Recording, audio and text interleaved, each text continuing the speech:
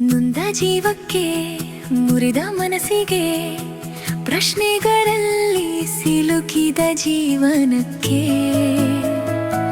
ಬೆಳಕಿಗಾಗಿ ಅಲೆಯುವ ಹೃದಯಕ್ಕೆ ಸತ್ಯವೇದದಿಂದ ಹೃದಯಕ್ಕೆ ಒಂದು ಮಾತು. ಆತ್ಮೀಯರೇ, ಮತ್ತೊಮ್ಮೆ ಹೃದಯಕ್ಕೊಂದು ಮಾತು ಕಾರ್ಯಕ್ರಮಕ್ಕೆ ಸ್ವಾಗತ. ಪ್ರಿಯರೇ, ಇಂದು ನಾವು ನೋಡ್ಲಿಕ್ಕಿರುವಂಥದ್ದು ಆದಿಕಾಂಡ 34ನೇ ಅಧ್ಯಾಯ ವಚನಗಳು 1-31. ನಿನ್ನೆ ನಾವು ಯಾಕೋಬ ಮತ್ತು ಏಸಾವ್ ನಡುವಿನ ಪುನರ್ಮಿಲನವನ್ನ ನೋಡಿದ್ದೇವೆ. ಶಾಂತಿ ಬಂದಿದೆ ಎಂದು ಅನಿಸುತ್ತೆ. ಆದರೆ ಇಂದು ನಾವು ನೋಡುತ್ತಾ ಇರುವಂಥದ್ದು ಜೀವನದಲ್ಲಿ ಎಲ್ಲಾ ಸಮಸ್ಯೆಗಳು ಒಂದೇ ಸಮಯದಲ್ಲಿ ಮುಗಿಯುವುದಿಲ್ಲ ಎಂಬ ಒಂದು ಸತ್ಯ. ಕೆಲವೊಮ್ಮೆ ಒಂದು ಸಂಬಂಧ ಸರಿಯಾಗುವಾಗ ಇನ್ನೊಂದು ಕಡೆ ನೋವು ಪ್ರಾರಂಭವಾಗುತ್ತದೆ. ಯಾಕೋಬನ ಮಗಳು ದೀನಾ ಒಂದು ದಿನ ಆ ಪ್ರದೇಶದ ಹುಡುಗಿಯರನ್ನ ನೋಡಲು ಹೊರಗೆ ಹೋಗುತ್ತಾಳೆ. ಇದು ಒಂದು ಸಾಮಾನ್ಯ ದಿನದಂತೆ ಆರಂಭವಾಗುತ್ತದೆ. ಆದರೆ ಈ ದಿನ ಅವಳ ಜೀವನದಲ್ಲಿ ದೊಡ್ಡ ನೋವಿನ ದಿನವಾಗುತ್ತದೆ. ಆ ಪ್ರದೇಶದ ರಾಜಕುಮಾರನಾದ ಶೆಕೆಮ್ ಅವಳನ್ನ ನೋಡುತ್ತಾನೆ ಮತ್ತು ಅವಳ ಮೇಲೆ ಬಲಾತ್ಕಾರ ಮಾಡುತ್ತಾನೆ. ಇದು ಒಂದು ಗಂಭೀರವಾದಂಥ ಒಂದು ಪಾಪ ಪ್ರಿಯರೇ. ಇದು ಕೇವಲ ಒಂದು ತಪ್ಪಲ್ಲ, ಇದು ಮಾನವ ಗೌರವದ ಮೇಲೆ ಬಂದಂತ ದಾಳಿ. ಈ ಘಟನೆ ನಡೆದ ನಂತರ ಶೆಕೆಮ್ ತನ್ನ ತಪ್ಪನ್ನ ಒಪ್ಪಿಕೊಳ್ಳುವುದಿಲ್ಲ. ಬದಲಾಗಿ ಅವನು ದೀನಳನ್ನ ಪ್ರೀತಿಸುತ್ತೇನೆ ಎಂದು ಹೇಳುತ್ತಾನೆ ಮತ್ತು ಅವಳನ್ನ ಮದುವೆಯಾಗಬೇಕು ಎಂದು ತನ್ನ ತಂದೆಯ ಮೂಲಕ ಯಾಕೋಬನಿಗೆ ಸಂದೇಶ ಕಳುಹಿಸುತ್ತಾನೆ. ಇಲ್ಲಿ ನಾವು ಒಂದು ಮುಖ್ಯವಾದಂತ ಸತ್ಯವನ್ನ ನೋಡುತ್ತೇವೆ ಪ್ರಿಯರೇ. ಪಾಪವನ್ನ ಪ್ರೀತಿಯ ಹೆಸರಿನಲ್ಲಿ ಮುಚ್ಚಲಾಗುವುದಿಲ್ಲ. ತಪ್ಪು ಮಾಡಿದ ನಂತರ ಅದನ್ನು ಸರಿ ಅಂತ ಹೇಳಿದರೆ ಅದು ಸರಿಯಾಗುವುದಿಲ್ಲ ಪ್ರಿಯರೇ. ಈ ವಿಷಯವನ್ನ ಕೇಳಿದಾಗ ಯಾಕೋಬನ ಮಕ್ಕಳು ತುಂಬಾ ಕೋಪಗೊಳ್ಳುತ್ತಾರೆ. ಅವರ ಕೋಪಕ್ಕೆ ಕಾರಣ ಇದೆ. ಅವರ ಸಹೋದರಿಯ ಮೇಲೆ ನಡೆದದ್ದು ತುಂಬಾ ದೊಡ್ಡ ಅನ್ಯಾಯ. ಆದರೆ ಅವರು ತೆಗೆದುಕೊಳ್ಳುವ ದಾರಿ ತಪ್ಪಾಗಿರುತ್ತದೆ. ಅವರು ಸತ್ಯವಾಗಿ ಮಾತಾಡುವುದಿಲ್ಲ. ಅವರು ಮೋಸದ ಮೂಲಕ ಒಂದು ಯೋಜನೆಯನ್ನು ಮಾಡುತ್ತಾರೆ.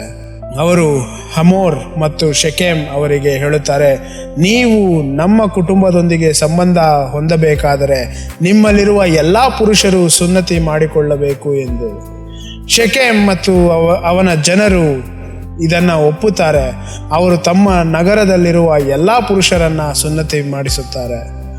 3 ದಿನಗಳ ನಂತರ ಅವರು ನೋವಿನಿಂದ ದುರ್ಬಲರಾಗಿರುವಂತಹ ಸಂದರ್ಭದಲ್ಲಿ ಸಿಮಿಯೋನ್ ಮತ್ತು ಲೇವಿ ನಗರಕ್ಕೆ ಹೋಗಿ ಎಲ್ಲಾ ಪುರುಷರನ್ನ ಕೊಲ್ಲುತ್ತಾರೆ. ಇದು ಕೇವಲ ನ್ಯಾಯದ ಪ್ರತಿಕ್ರಿಯೆ ಅಲ್ಲ ಪ್ರಿಯರೇ, ಇದು ನಿಯಂತ್ರಣ ತಪ್ಪಿದ ಪ್ರತಿಕಾರ. ಅವರು ತಮ್ಮ ಸಹೋದರಿಯ ನೋವಿಗೆ ಪ್ರತಿಕ್ರಿಯಿಸುತ್ತಾ ಇದ್ದಾರೆ, ಆದರೆ ಅವರು ದೇವರ ಮಾರ್ಗವನ್ನ ಆಯ್ಕೆ ಮಾಡುತ್ತಿಲ್ಲ. ಅವರು ತಮ್ಮ ಕೋಪದ ಮಾರ್ಗವನ್ನ ಆಯ್ಕೆ ಮಾಡುತ್ತಾ ಇದ್ದಾರೆ. ಅವರು ದೀನಳನ್ನ ಕರೆದುಕೊಂಡು ಬರುತ್ತಾರೆ ಮತ್ತು ನಗರವನ್ನ ದೋಚುತ್ತಾರೆ. ಈಗ ಪರಿಸ್ಥಿತಿ ಇನ್ನಷ್ಟು ಗಂಭೀರವಾಗುತ್ತದೆ. ಈ ಸಂದರ್ಭದಲ್ಲಿ ಯಾಕೋಬ ಮಾತನಾಡುತ್ತಾನೆ. ಆದರೆ ಅವನ ಮಾತುಗಳಲ್ಲಿ ನಾವು ಗಮನಿಸುವುದು ಅವನು ಮಾಡಿದ ತಪ್ಪಿನ ಬಗ್ಗೆ ಅಲ್ಲ, ಅದರ ಪರಿಣಾಮಗಳ ಬಗ್ಗೆ ಚಿಂತಿಸುತ್ತಾನೆ. ಅವನು ಹೇಳುತ್ತಾನೆ, ನೀವು ನನ್ನನ್ನು ಈ ಪ್ರದೇಶದ ಜನರ ಮುಂದೆ ಅಪಾಯಕ್ಕೆ ತಂದಿಟ್ಟಿದ್ದೀರಾ. ಇಲ್ಲಿ ಒಂದು ಪ್ರಶ್ನೆ ಉದ್ಭವಿಸುತ್ತದೆ. ನಾವು ಯಾವಾಗ ಮೌನವಾಗಬೇಕು ಮತ್ತು ಯಾವಾಗ ನಿಲ್ಲಬೇಕು ಎಂಬುದನ್ನ ತಿಳಿದುಕೊಳ್ಳುವುದು ಬಹಳ ಮುಖ್ಯ. ಯಾಕೋಬನ ಮೌನವು ಪರಿಸ್ಥಿತಿಯನ್ನ ಇನ್ನಷ್ಟು ಕಠಿಣಗೊಳಿಸುತ್ತದೆ. ಸ್ನೇಹಿತರೆ, ಈ ಕತೆ ನಮ್ಮನ್ನು ಅಸಹಜವಾಗಿಸುತ್ತದೆ, ಆದರೆ ಇದು ನಮ್ಮ ಜೀವನದ ಸತ್ಯಗಳನ್ನ ತೋರಿಸುತ್ತದೆ. ಪಾಪವು ನೋವನ್ನು ಉಂಟು ಮಾಡುತ್ತದೆ, ಅನ್ಯಾಯವು ಕೋಪವನ್ನು ಉಂಟು ಮಾಡುತ್ತದೆ. ಆದರೆ ನಿಯಂತ್ರಣವಿಲ್ಲದ ಕೋಪವು ಇನ್ನಷ್ಟು ನಾಶನವನ್ನ ತರುತ್ತದೆ. ಇಲ್ಲಿ ನಾವು ಒಂದು ಮುಖ್ಯವಾದಂಥ ವ್ಯತ್ಯಾಸವನ್ನ ಕಲಿಯಬೇಕು. ನ್ಯಾಯ ಮತ್ತು ಪ್ರತೀಕಾರ ಒಂದೇ ಅಲ್ಲ. ನ್ಯಾಯವು ಸತ್ಯದ ಮೇಲೆ ನಿಂತಿದೆ, ಪ್ರತೀಕಾರವು ಭಾವನೆಯ ಮೇಲೆ ನಿಂತಿದೆ. ಅಂದರೆ ನ್ಯಾಯವು ಗುಣಪಡಿಸಲು ಪ್ರಯತ್ನಿಸುತ್ತದೆ, ಪ್ರತೀಕಾರವು ನಾಶ ಮಾಡಲು ಪ್ರಯತ್ನಿಸುತ್ತದೆ. ಹಾಗಾದ್ರೆ ಈ ಕಥೆಯಲ್ಲಿ ನಾವು ನೋಡುತ್ತೇವೆ, ಒಂದು ತಪ್ಪು ಇನ್ನೊಂದು ತಪ್ಪಿಗೆ ಕಾರಣವಾಗಿತ್ತು. ಪಾಪವು ಮತ್ತೊಂದು ಪಾಪವನ್ನು ಹುಟ್ಟಿಸುತ್ತದೆ. ಆದ್ದರಿಂದ ಪರಿಸ್ಥಿತಿ ಇನ್ನಷ್ಟು ಕೆಡುತ್ತದೆ. ಆದರೆ ಇಲ್ಲಿ ನಾವು ಒಂದು ನೆನಪಿಡುವಂತ ಸಂಗತಿ, ದೇವರು ನ್ಯಾಯದ ದೇವರಾಗಿದ್ದಾರೆ. ಆದುದರಿಂದ ನಾವು ಪ್ರತೀಕಾರ ತೆಗೆದುಕೊಳ್ಳುವುದು ಬೇಕಾಗಿಲ್ಲ. ದೇವರು ಸರಿಯಾದ ಸಮಯದಲ್ಲಿ ನ್ಯಾಯವನ್ನ ತೀರಿಸುತ್ತಾರೆ. ಆದುದರಿಂದ ಇಂದು ನಾವು ಕೈಗೊಳ್ಳಬೇಕಾಗಿರುವಂತಹ ಆಜ್ಞೆ, ಕೋಪವನ್ನ ತಕ್ಷಣ ಹೊರಹಾಕಬಾರದು. ಮೊದಲು ನಿಂತು ಯೋಚಿಸಿ, ದೇವರನ್ನ ಹುಡುಕಿ, ದೇವರ ಜ್ಞಾನವನ್ನ ಕೇಳಬೇಕು. ಹಾಗಾದ್ರೆ ಪ್ರಿಯರೇ, ಇಂದು ಇದನ್ನು ನೆನಪಿಟ್ಟುಕೊಳ್ಳೋಣ. ನೋವು ನಿಜ, ಕೋಪವೂ ನಿಜ, ಆದರೆ ನಮ್ಮ ಪ್ರತಿಕ್ರಿಯೆ ನಮ್ಮ ಭವಿಷ್ಯವನ್ನು ರೂಪಿಸುತ್ತದೆ. ಇಂದು ನಾವು ಯಾವ ರೀತಿಯಲ್ಲಿ ಪ್ರತಿಕ್ರಿಯಿಸುತ್ತೇವೆ? ದೇವರ ಮಾರ್ಗವನ್ನು ಆಯ್ಕೆ ಮಾಡುತ್ತೇವಾ ಅಥವಾ ನಮ್ಮ ಕೋಪವನ್ನು ಅನುಸರಿಸುತ್ತೇವಾ? ಮತ್ತೆ ಮುಂದಿನ ಸಂಚಿಕೆಯಲ್ಲಿ ಭೇಟಿಯಾಗೋಣ. ಅಲ್ಲಿಯವರೆಗೂ ದೇವರ ಮಾರ್ಗವನ್ನು ಆಯ್ಕೆ ಮಾಡುವಂಥ ಹೃದಯ ನಮ್ಮದಾಗಿರಲಿ.